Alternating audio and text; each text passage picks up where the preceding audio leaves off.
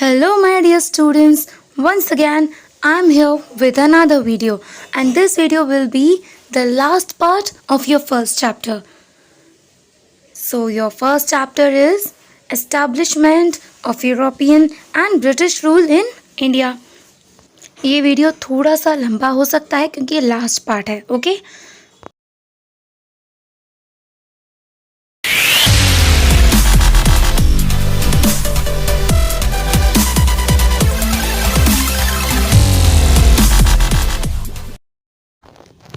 British Rule Administration.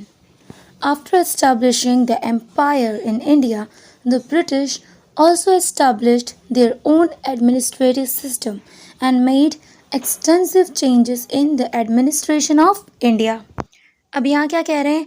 After establishing the empire in India, India में अपना empire establish करने के बाद, ये बात हो रही है ब्रिटिशर्स की, ओके?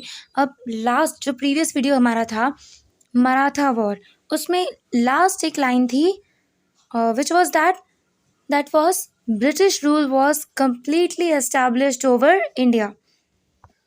तो इसका मतलब क्या था कि ब्रिटिश रूल जो था वो completely establish हो चुका था ओवर इंडिया, ओके?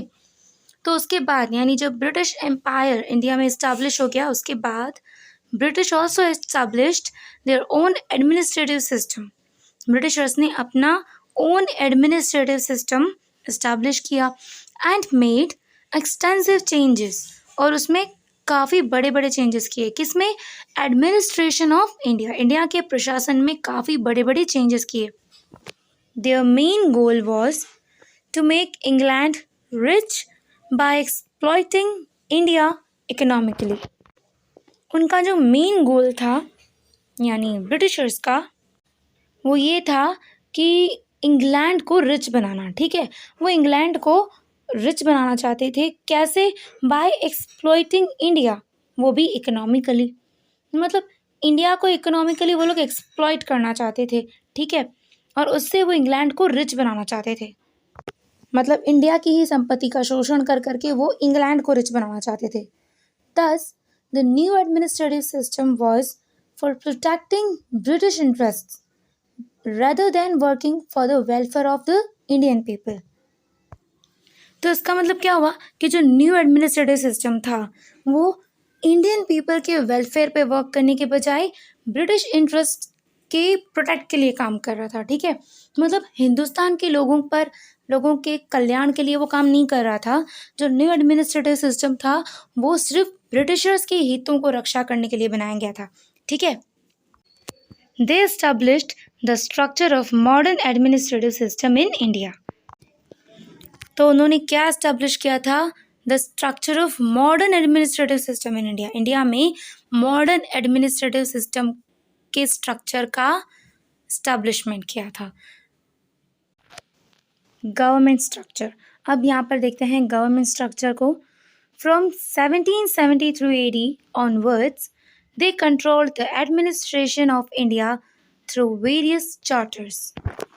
1773 के बाद से they control the administration of India. India के एडमिनिस्ट्रेशन को वो कंट्रोल कर रहे थे थ्रू वेरियस चार्टर्स, अलग अलग चार्टर्स से. ठीक है, अब चार्टर क्या होता है? It is a formal statement of the rights of a countries people. ठीक है, ये एक रिटर्न स्टेटमेंट हो सकता है किसका? राइट्स का. ओके, तो इसका मतलब क्या था कि वेरियस चार्टर्स के थ्रू यानी ऐसे स्टेटमेंट्स के थ्रू वो एडमिनिस्ट्रेशन, इंडिया के एडमिनिस्ट्रेशन को कंट्रोल कर रहे थे. The Governor General of India was appointed and Supreme Court was established by the Regulating Act 1773 AD. अब क्या हुआ? 1773 के रेगुलेटिंग एक्ट के द्वारा गवर्नर जनरल, इंडिया के गवर्नर जनरल को अपॉइंट किया गया और सुप्रीम कोर्ट भी एस्टैब्लिश की गई.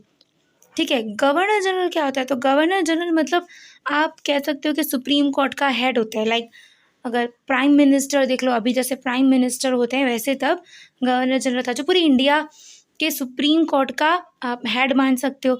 आगे देखते हैं. And supreme court was established, supreme court भी एस्टैब्लिश की गई. The governor general was the supreme head of the Indian administration and a 3-member council was appointed to assist him.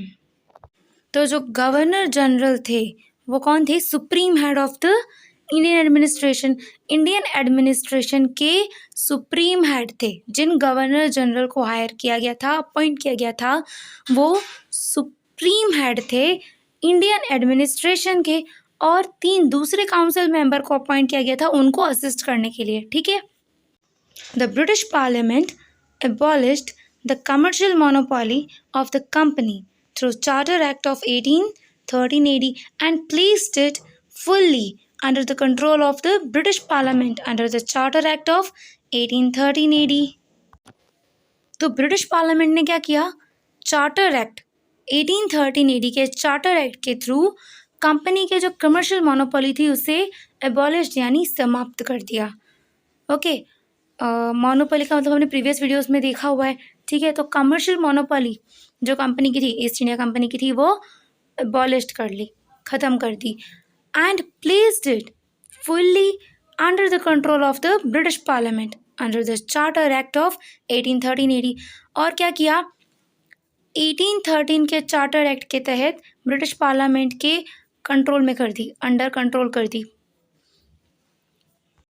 एक बार फिर से देखते हैं, ब्रिटिश पार्लियामेंट ने क्या किया? चार्टर एक्ट के थ्रू कंपनी की जो कमर्शियल मोनोपोली थी उसे एबॉलिश कर दिया, ख़त्म कर दिया।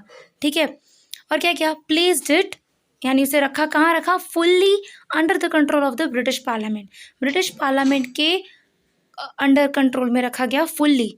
ठीक है। The charter act of 1833 AD appointed the Governor General with vast powers, who could also form legislations over whole India. अब क्या हुआ? चार्टर एक्ट 1833 के चार्टर एक्ट ने गवर्नर जनरल को अपॉइंट किया, वो भी विथ वास्ट पावर्स, बड़ी शक्तियों के साथ। Who could also form legislations over whole India. तो वो जो गवर्नर जनरल को अपॉइंट किया गया वो इतनी पावरफुल थे कि खुद पूरे भारत के ऊपर कानून भी बना सकते थे। A legal member was appointed in the Governor General's Council. और क्या हुआ? गवर्नर जनरल की जो काउंसिल थी उसमें एक लीगल मेंबर को भी अपॉइंट किया गया। Under the Charter Act of 1853 AD, the British Parliament increased its dominance over the East India Company and took over most of its powers. अब क्या हुआ? Under the charter act of 1853 AD 1853 AD के charter act के under British parliament ने अपनी जो dominance थी over east India company वो इंक्रीज की। अब डोमिनेंस का मतलब क्या होता है? डोमिनेंस मीन्स अपना प्रभुत्व। ईस्ट इंडिया कंपनी के ऊपर जो अपना प्रभुत्व था वो उसे इंक्रीज किया and took over most of its powers. और मोस्ट ऑफ पावर्स जो थे ईस्ट इंडिया कंपनी के वो टुक ओवर कर लिए, ले लिए। Civil services. Governor general Cornwallis launched civil services in India. तो इंडिया में सिविल सर्विसेज किसने लॉन्च की? गवर्नर जनरल कॉर्नवालिस ने। ठीक है, लॉन्च की मतलब सिविल सर्विसेज की शुरुआत की। अब सिविल सर्विसेज क्या होता है? तो सिविल सर्विसेज का मतलब होता है पब्लिक सर्विसेज। ओके, जो गवर्नमेंट जॉब्स वगैरह मिलती हैं, IPS है, IFS है, ठीक है, इंडियन पुलिस सर्विसेज हैं, इंडियन फॉरेस्ट सर्विसेज है, ये सब जो भी जॉब्स मिलती हैं गवर्नमेंट के थ्रू इन्हें कहते हैं पब्लिक सर्विसेज। ठीक है, पब्लिक के लिए काम करना, पब्लिक की सेवा करना, इनको कहते हैं सिविल सर्विसेज। ओके,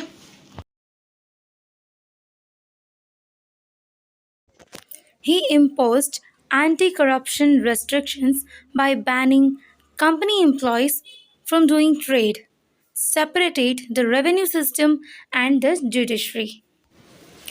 उन्होंने क्या किया? imposed anti-corruption restrictions. उन्होंने anti-corruption restrictions जो हैं वो इम्पोज किए। कैसे किए?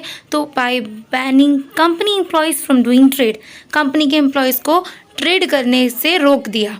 दूसरा क्या किया?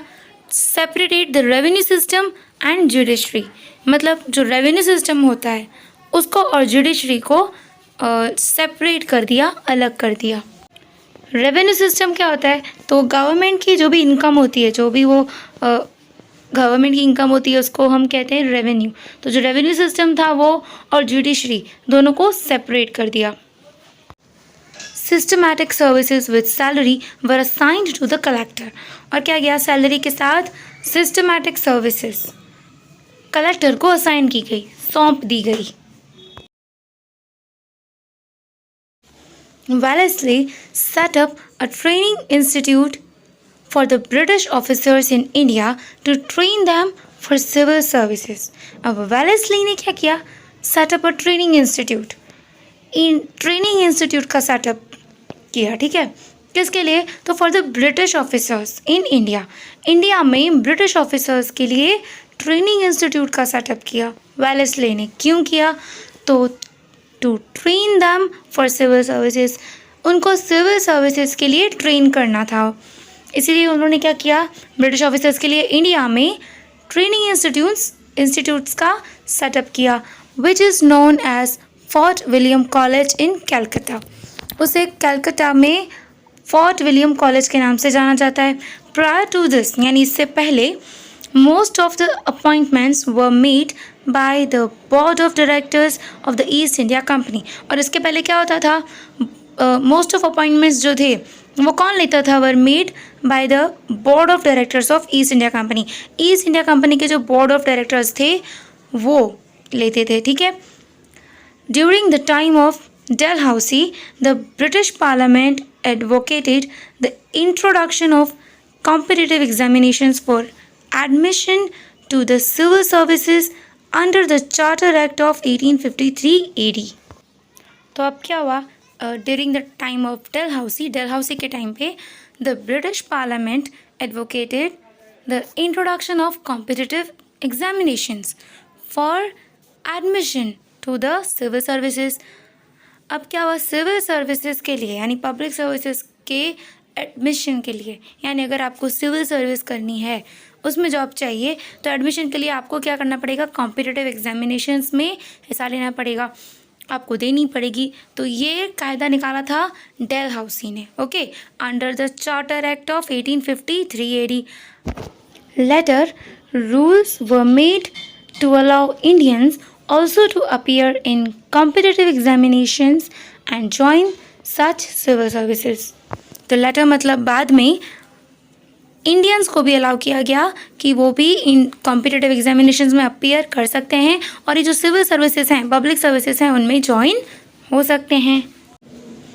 Until 1850 AD, the higher administration appointed only English officers to high positions in important departments such as civil services, army, police and the judiciary। Until 1850 मतलब 1850 तक क्या होता था, हायर एडमिनिस्ट्रेशन जो था वो आर्मी के लिए या सिविल सर्विसेज जो भी हैं, पुलिस है या जुडिशरी है, इन सभी जो इम्पोर्टेंट डिपार्टमेंट्स कहलाते हैं, इनमें सिर्फ इंग्लिश ऑफिसर्स को ही अपॉइंट किया जाता था, क्योंकि ये सब हाई पोजीशंस हैं, ओके। इंग्लिश ऑफिसर्स को हाई पोजीशन पे अपॉइंट किया जाता था। Indians were appointed only to general positions and low paid jobs such as clerks and soldiers। और इंडियंस के साथ क्या होता था, उन्हें सिर्फ जनरल पोजीशंस, जो जनरल पोजीशंस होती हैं, जैसे जिनमें लो पेड जॉब भी लिखा है यहाँ पे, कम सैलरी वाली जॉब्स होती है, जैसे क्लर्क है, सोल्जर्स है, इन्हीं में अपॉइंट किया जाता था, ठीक है। अब आर्मी देखते हैं। The British rule in India came into existence due to their special military policy. तो ब्रिटिशर्स जो हैं वो उनकी स्पेशल मिलिट्री पॉलिसी की वजह से ही इंडिया में एग्जिस्टेंस में आए थे। Their aim was to conquer India as well as to suppress India's internal rebellions and to expand the British empire. अब इंडिया के अंदर क्या होता था, रेबेलियंस मतलब इंटरनल रेबेलियंस की बात हो रही है, अंदर ही अंदर जो झगड़े वगैरह होते थे, मतलब इंडिया के अंदर की अगर बात करें तो यहाँ पे ब्रिटिशर्स को इन्वॉल्वमेंट नहीं है। इंडिया के इंटरनल मतलब इंडिया के जो अंदर राजा थे या जो भी अंदर एक दूसरे के साथ उन लोगों का नहीं बनता था या छोटे मोटे झगड़े होते थे, उन सबको दबाना, सप्रेस मीन्स उनको दबाना और अपना ब्रिटिश एम्पायर एक्सपांड करना, तो ब्रिटिशर्स का एम क्या था, अंदर ही अंदर जो इंटरनल रेबेलियंस हो रहे थे इंडिया के उनको सप्रेस करना, दबाना और ब्रिटिश एम्पायर को एक्सपांड करना, ये था उनका aim. They were successful in that, और वो उसमें सक्सेस भी हुए। Many Indians join the company's army as soldiers, काफ़ी इंडियंस जो थे वो एक कंपनी की जो आर्मी थी उसमें एज अ सोल्जर ज्वाइन हुए थे। Only the British could become high officials, पर यहाँ पे सिर्फ ब्रिटिशर्स ही हाई ऑफिशल्स बन सकते थे।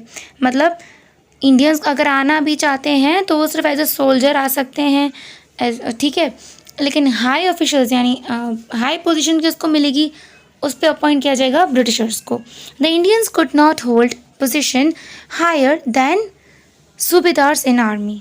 देखो वही बात आ गई, इंडियंस जो हैं they could not hold position higher than subedars, तो आर्मी में सूबेदार से बड़ी कोई भी हायर पोजीशन पे इंडियन को नहीं रखा जाता था।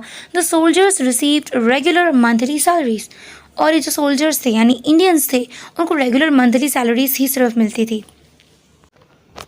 Police, now talking about police, the British police force was an important as the army, तो आर्मी की ही तरह ब्रिटिश पुलिस फोर्स भी जो था वो इम्पॉर्टेंट था।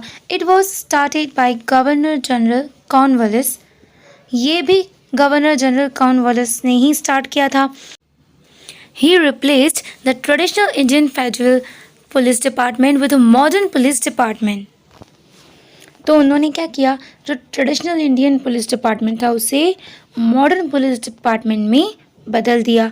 अब ट्रेडिशनल मतलब जो पुराना राजाओं के द्वारा चलता था ना ट्रेडिशनल इंडियन पुलिस डिपार्टमेंट, उसे मॉडर्न पुलिस डिपार्टमेंट में बदल दिया गया। At the district level the district superintendent of police was appointed as the police officer, तो क्या हुआ, as a police officer DSP को अपॉइंट किया गया at a district level. They started police stations at different places and appointed a फौजदार, that means sub inspector, और उन्होंने क्या किया, अलग अलग प्लेसेस पे, डिफरेंट प्लेसेस पे पुलिस स्टेशंस जो हैं वो स्टार्ट की, और क्या किया, अपॉइंटेड अ फौजदार, और वहाँ पे फौजदार को अपॉइंट किया गया, मतलब सब इंस्पेक्टर्स को। Guard was appointed in the villages, और विलेजेस में यानी गांव वगैरह में क्या हुआ, गार्ड्स को अपॉइंट किया गया। Even in the police force only the British could hold high positions, और यहाँ पर भी वही सीन था जैसे आर्मी में था, ठीक है, यहाँ पे पुलिस फोर्स में भी ब्रिटिशर्स को ही हाई पोजीशंस की जॉब अलाउड थी। Indians worked as the constables, Indians को यहाँ पे भी सिर्फ कॉन्स्टेबल की जॉब ही प्रोवाइड की जाती थी। Judiciary, Warren Hastings started the judiciary in India, तो इसकी शुरुआत इंडिया में किसने की, वॉरेन हेस्टिंग्स ने। The Supreme court of India was established under the regulating act of 1773 AD, तो supreme court of India, India की जो सुप्रीम कोर्ट थी वॉज एस्टैब्लिश की गई under the regulating act. Okay, regulating act के under India की supreme court establish हुई। The British established two types of courts in the judiciary, Britishers ने judiciary में यानी न्याय तंत्र में दो तरह की कोर्ट्स जो हैं वो एस्टैब्लिश की। कौन सी की, चलिए देखते हैं। Civil and criminal. Okay, Cornwallis 1793 AD made significant changes in the judicial system. अब सिग्निफिकेंट मतलब काफ़ी इंपॉर्टेंट चेंजेस किए गए जुडिशियल सिस्टम में, किसने किए, कॉर्नवालिस ने।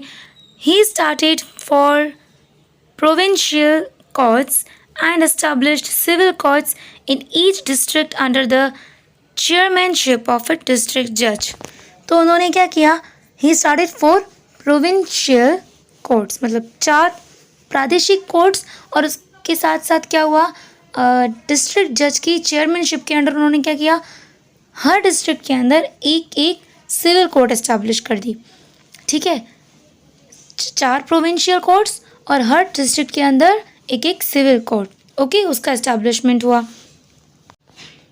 द जजेस were referred to as munsif and amin and they were Indians, तो जजेस जो थे उनको मुंसिफ और अमीन माना जाता था, कहा जाता था, और वो इंडियंस थे. हाउएवर द इंडियन जजेस वर appointed at a lower level. Actually Indian जजेस को लोअर लेवल पे ही अपॉइंट किया जाता था. They form the same law for all. Law तो उन्होंने सबके लिए सेम ही बनाया था, ठीक है. They applied English laws in place of Hindu and Muslim laws. तो उन्होंने क्या किया था, हिंदू और मुस्लिम जो लॉ थे उनके प्लेस पे इंग्लिश लॉज अप्लाई किए थे. William Bentinck was the first to appoint Indians on high position in the judiciary. अब ये नया ट्विस्ट आया. विलियम बेंटिक जो थे वो फर्स्ट ऐसे पर्सन थे जिन्होंने इंडियंस को अपॉइंट किया था हाई पोजीशंस पे इन द जुडिशरी. न्याय तंत्र में हाई पोजीशंस पे इंडियंस को अपॉइंट करने वाले ये फर्स्ट थे. Okay. High courts were established in Calcutta, Madras and Mumbai. By enacting laws in clear written form, modern laws were introduced in 1833 AD. तो हाई कोर्ट्स एस्टैब्लिश की गई थी कलकत्ता में, मद्रास में और मुंबई में, ठीक है. तब का कलकत्ता और अभी का कोलकाता. तब का जो मद्रास था अभी का Chennai. And the third is Mumbai. By enacting laws in clear written form, modern laws were introduced. तो क्या हुआ, क्लियर रिटन फॉर्म मतलब काफ़ी स्पष्ट अक्षरों में लिखे हुए कानून जो थे उन्हें मॉडर्न तरीके से इंट्रोड्यूस किया गया, पेश किया गया. The British government thus established the rule of law in India and adopt a policy of uniform law for all. तो ब्रिटिश गवर्नमेंट ने जो भी इंडिया में कायदे कानून इस्टेब्लिश किए वो सबके लिए इक्वल ही थे. The law did not make discrimination on the basis of caste, religion और क्लास. तो यहाँ पर लॉ ने यानी कानून ने किसी भी तरह का कोई भेदभाव नहीं किया. देखा जाए तो ना कास्ट पर, ना रिलीजन पर, ना क्लास पर, ठीक है, ना धर्म पर किया गया, ना जाति पर किया गया, कोई भेदभाव नहीं किया गया. The doors of the court were open for the general public. तो जनरल पब्लिक के लिए भी कोर्ट के दरवाजे खुले थे. Although the British administration was a modern one. Its purpose was to strengthen the British Empire in India. हालांकि British administration जो था वो मॉडर्न था, आधुनिक था, बट इसका जो पर्पस था वो वही था, इंडिया में ब्रिटिश एम्पायर को मजबूत बनाना. So the Indians could not take enough advantage of this administrative system. इसलिए इंडियंस जो थे वो इस मॉडर्न एडमिनिस्ट्रेटिव सिस्टम का एडवांटेज नहीं ले पाए. The British dealt arbitrarily against the Indians through these laws. अब ब्रिटिशर्स ने क्या किया, इन लॉज के थ्रू, ठीक है, जो कायदे कानून बनाए उनके थ्रू इंडियंस के साथ आर्बिट्रेरली मतलब मनमानी भरा व्यवहार वगैरह किया, ठीक है, वो जैसे चाहे मनमानी करते रहे. That is why an atmosphere of mistrust was created in India by the British rule. तो इस तरह से क्या हुआ, इंडिया में इस ब्रिटिश रूल के थ्रू क्या हुआ, मिसट्रस्ट का एटमॉस्फेयर क्रिएट हो गया था, अविश्वास का माहौल सा छा गया था, कोई किसी पे ट्रस्ट नहीं कर पाता था. So this was the last part of your first chapter. We will meet soon in the next chapter, okay? जो भी लिंक्स हैं प्रीवियस लेक्चर्स की वो आपको डिस्क्रिप्शन बॉक्स में मिल जाएंगी.